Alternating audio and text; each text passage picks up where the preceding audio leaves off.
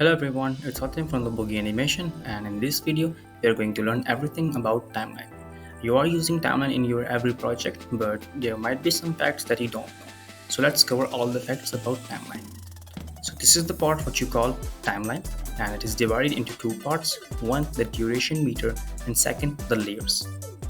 So in the duration meter, you can see the seconds over here. Now, first discuss this meter. As you can see, this meter starts from 0, then 1, 2, 3, 4, 5, 6, 7, 8. So it shows you 8 seconds in this frame. Now if you want to check 10, 9, 8 seconds, so what you can do, you can drag this bar and move your timeline forward or backward. Now instead of using this bar, what you can use is a shortcut key, which is holding a shift and using scroll down for the forward and scroll up for backward. You can change your duration meter into bigger and smaller values as well. Like instead of 0, 1, 2, you want 0, 5, 10, 15, 20 seconds. So what you can do, there are two things. So one, you can drag this to the left and change your meter into 1, into 0, 5, 10, 15, or 20. Or you can also click over here, hold, then drag to right or left. Now making the bigger values, you can work on the larger area and longer parts, and making the smaller values, you can work more precisely. So yeah, there is a shortcut key for this as well, and it is you can hold Control or Command in Mac, and you scroll up and scroll down to control your duration meter.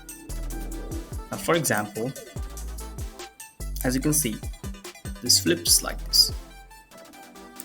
Now maybe you have put it over here, somewhere here. Now maybe you are seeing on the maybe on the larger meter, and if you play and you see this, you cannot see the gap in it. But if you play, you will find a blink, as you can see. Blink. So, but if you go and change your meter into a smaller values, you can actually work more precisely and cover that gap as well. There is the start and end button, as well as the play button, forward and backward button. The forward button will read one frame at a time. Click 2 times, it will read 2 frames. So it's upon your choice how many times you click, it will read that much frames. Okay. Now let's bring some things and understand the layers.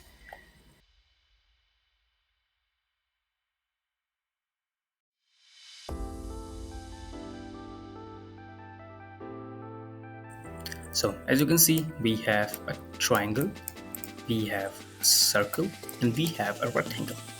Now you can see the rectangle is above all the shapes, so you can see it is above in the canvas as well. If you drag this circle, and you can see, so you can arrange your things, your objects like this.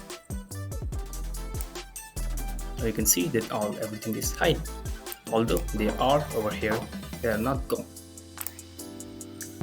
So now there one more thing that you can know about the timeline, that if you come over here in this corner and click over here, you can change the layer size. You can see this is set to large, you can choose it to medium and small. So you can use this. Maybe you have a multiple layers, maybe 10 or 15 layers, and you want to work and then at the same time, so you can make it small, then work on it. You need to keep one thing in your mind, and that is if you add an animation on it, simply. So you can see that this animation, you can see this keyframes, but maybe if you have a corrector, let's bring the corrector. Now if you put animation on your corrector position, you cannot see that keyframes over here over here? No, you cannot see. But you will have this arrow button. If you click on it, it will appear your missions. So yeah, you need to keep that in mind when you are working on a small layer system. Okay, now let's understand how you can drag and drop your characters or objects into the timeline. So let's delete everything and come over here to scenes, backgrounds. As you can see, now if you drag your background or any object to canvas and just drop it, you can see it will also appear on the timeline. Now for example, you want it to maybe on the start, or whenever you bring this background, it's keep appearing over here. So there are two things you can do.